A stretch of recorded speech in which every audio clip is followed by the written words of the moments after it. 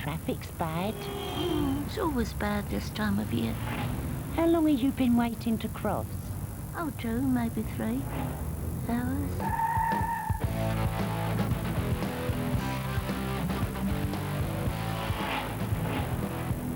Come and learn to drive at Legoland Windsor.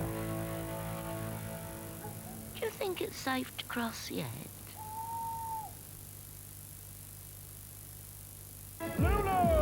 For one of these shooting stars, it's only just the beginning. The Stars in Their Eyes live final. 12 finalists waiting to take this year's title. All winners in their own right, but who will be the best of the best?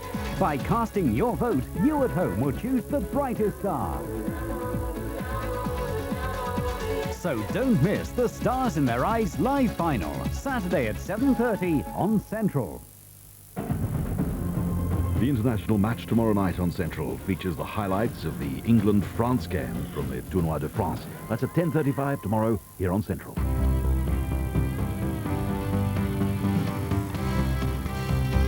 And it's time now for News at 10.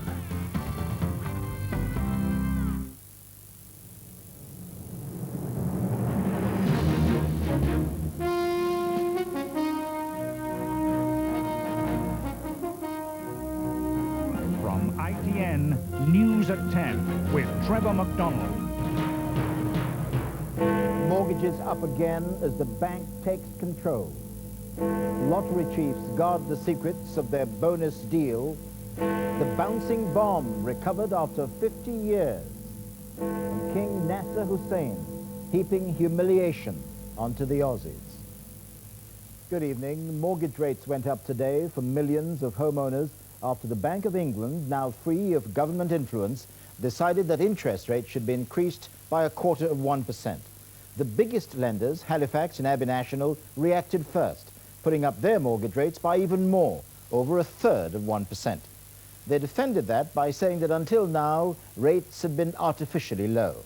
It's good news for savers who will get bigger returns on their money. Here's our economics editor, Mark Webster. For the first time since the Second World War, it was an independent committee meeting here at the Bank of England which decided the direction of British interest rates.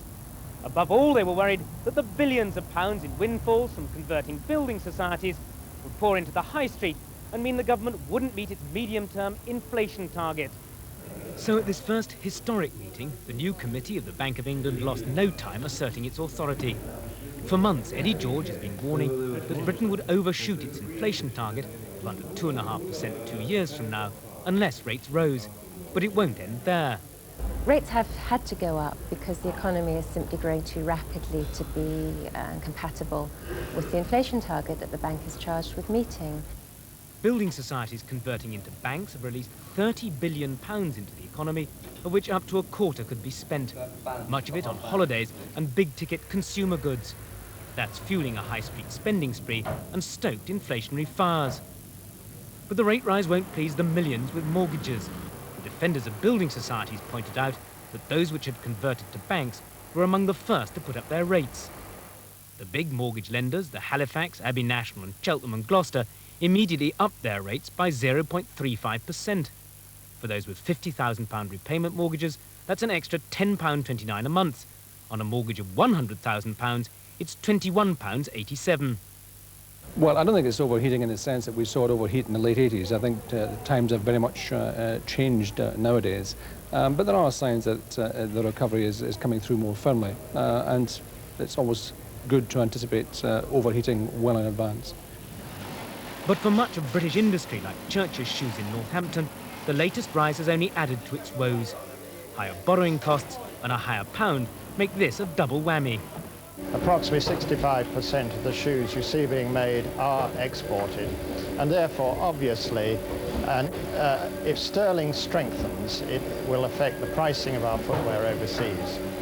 Critics of the new system say the Bank of England will be so hell-bent on keeping to the inflation target that interest rates will be higher than necessary, even though next week's inflation figure is likely to show underlying inflation below 2.5%. More rate rises are certainly on the cards. Mark Webster, News at 10.